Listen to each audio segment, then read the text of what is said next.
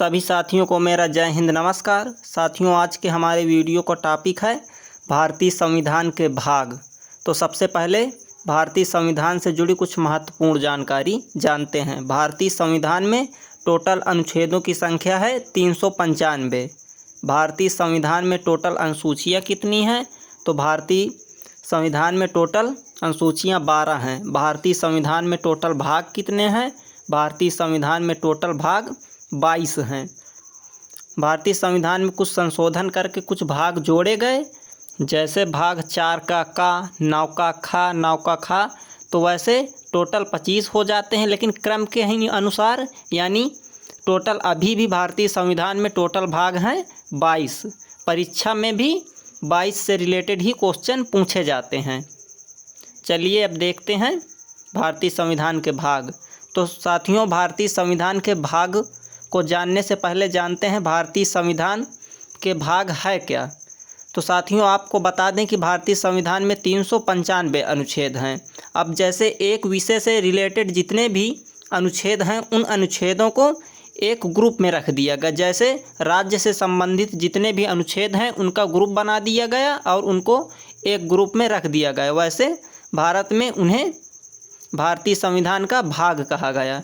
तो देखते हैं भारतीय संविधान का पहला भाग। भारतीय संविधान का पहला भाग है भाग 1। भाग 1 में प्रावधान है संघ एवं उसका राज्य क्षेत्र। संघ यानी भारत, उसका राज्य क्षेत्र यानी उसके राज्य, ये सब इसकी जानकारी अनुच्छेद 1 से 4 तक दी गई है।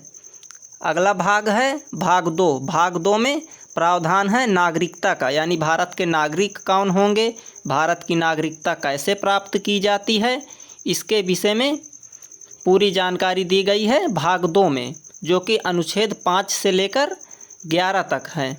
यानी 5 से लेकर 11 तक नागरिकता के संबंध में अनुच्छेद हैं। भाग 3। भाग 3 में क्या प्रावधान है? तो भाग 3 में मौलिक अधिकार से संबंधित प्रावधान हैं, जो कि अनुच्छेद 12 से 35 के अंतर्गत आते हैं। मौलिक अधिकार संयुक्त राज्य अमेरिका USA के संविधान से लिए गए हैं। मौलिक अधिकारों की संख्या 6 है। 44वें संविधान संशोधन द्वारा मूल अधिकार के अंतर्गत अनुच्छेद 31 द्वारा प्रदत्त संपत्ति के मूल अधिकार को समाप्त कर दिया गया है। साथियों, आपको बता दें कि मूल संविधान में जब संविधान बना था तो मौलिक अधिकारों की संख्या 7 थी, लेकिन 44वें संविधान संशोधन द्वारा एक मूल अधिकार को हटा दिया गया। इस समय वर्तमान में मौलिक अधिकारों की संख्या 6 है, यानी एक मौलिक अधिकार हटा दिया गया, तो कुल मिलाकर मौलिक अधिकारों की संख्या 6 बची है। देखते हैं अगला भाग। अगला भाग है भाग 4। भाग 4 में क्या प्रावधान है? तो भाग 4 में नीति निर्देशक तत्व, यानी कैसी नीति बनाई जाएगी, इससे संबंधित पूरी जानकारी अनुच्छेद 36 से लेकर 51 तक है। नीति निर्देशक तत्व आयरलैंड के संविधान से लिया गया है। साथियों, संविधान का भाग 4 जिसमें प्रावधान है नीति निर्देशक तत्व, यह परीक्षा के लिहाज से बहुत ही महत्वपूर्ण है। यह लमसम परीक्षाओं में कहीं ना कहीं पूछ लिया जाता है। अब देखते हैं अगला भाग। अगला भाग है भाग 4 का। भाग 4 का में प्रावधान है मूल कर्तव्य। मूल कर्तव्य कितने होंगे, इसकी पूरी जानकारी दी गई है अनुच्छेद 51 का में। मूल कर्तव्यों की संख्या 11 है। देखते हैं अगला भाग। अगला भाग है भाग 5। भाग 5 में प्रावधान है संघ का। संघ यानी केंद्र, यानी केंद्र से संबंधित प्रधानमंत्री, राष्ट्रपति, उपराष्ट्रपति, इनका निर्वाचन कैसे होगा, नियुक्ति कैसे होगी, ये सब पूरी जानकारी, इनके अधिकार क्या हैं, ये सब पूरी जानकारी अनुच्छेद 52 से लेकर 151 तक दी गई है। संघ से संबंधित पूरी जानकारी अनुच्छेद 52 से लेकर 151 तक दी गई है। अगला भाग है भाग 6। भाग 6 में प्रावधान है राज्य, यानी राज्य से संबंधित, राज्य में क्या क्या आता है, राज्य में जैसे मुख्यमंत्री, राज्यपाल, इनसे संबंधित इनकी नियुक्ति कैसे होगी, इनके क्या शक्तियां हैं, क्या अधिकार हैं, इसकी पूरी जानकारी अनुच्छेद 152 से 237 तक दी गई है। अगला भाग है भाग 7। भाग 7 के अंतर्गत प्रावधान है पहली अनुसूची के भाग खा के राज्य, जो कि अनुच्छेद 238 के अंतर्गत आते हैं। साथियों, इसमें पहले संविधान में दिया गया था, जैसे राज्यों की सूची बनाई गई थी, जैसे सूची ए के राज्य, बी के राज्य। इसको 7वें संविधान संशोधन में 1956 द्वारा इसे समाप्त कर दिया गया, यानी भाग 7 को समाप्त कर दिया गया। अगला है भाग 8। इसमें प्रावधान है संघ राज्य क्षेत्र।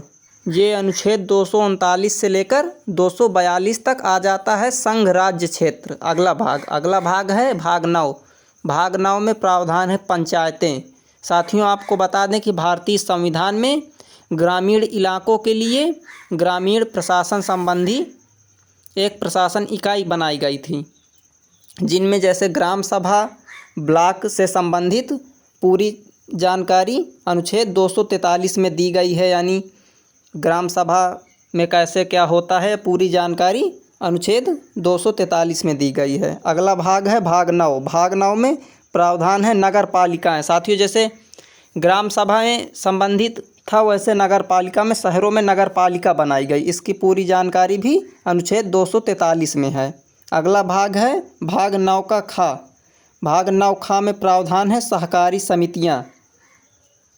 सहकारी समितियां भी अनुच्छेद 9 खा में अनुच्छेद 243 के अंतर्गत आ जाती हैं।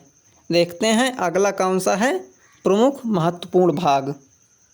अगला भाग है भाग 10। भाग 10 में प्रावधान है अनुसूचित और जनजातीय क्षेत्र।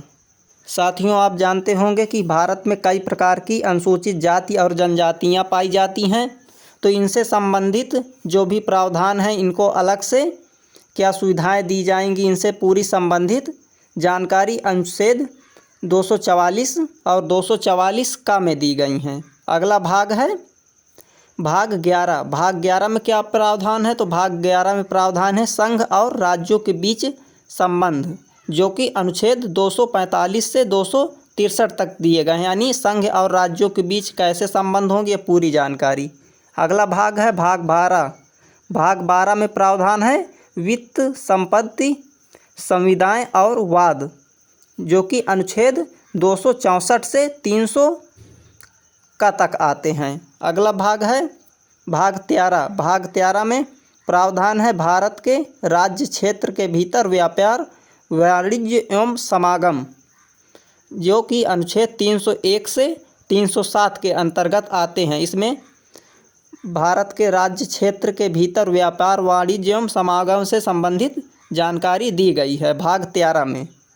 अगला है भाग 14। भाग 14 में प्रावधान है संघ एवं राज्यों के अधीन सेवाएं।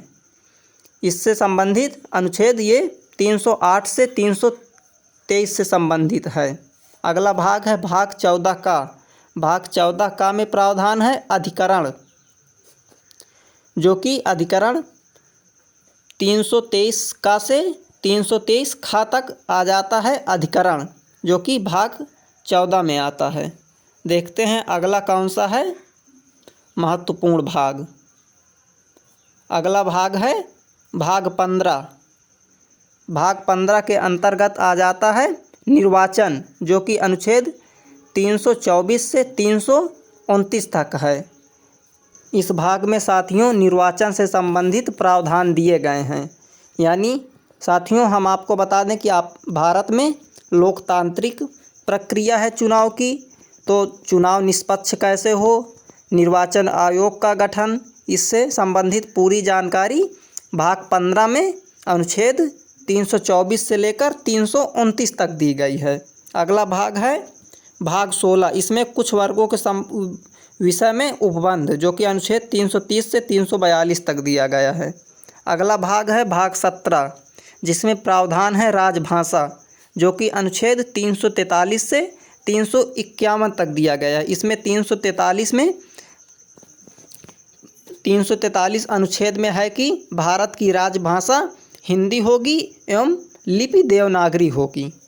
अगला भाग है भाग 18। भाग 18 में प्रावधान है आपात उपबंध जो कि अनुच्छेद 352 से 360 तक आता है, यानी कब आपात लगाया जा सकता है, इससे संबंधित पूरी जानकारी भाग 18 में दी गई है। अगला भाग है भाग 19। भाग 19 में प्रावधान है प्रकीर्ण का, जो कि अनुच्छेद 361 से 367 तक आ जाता है।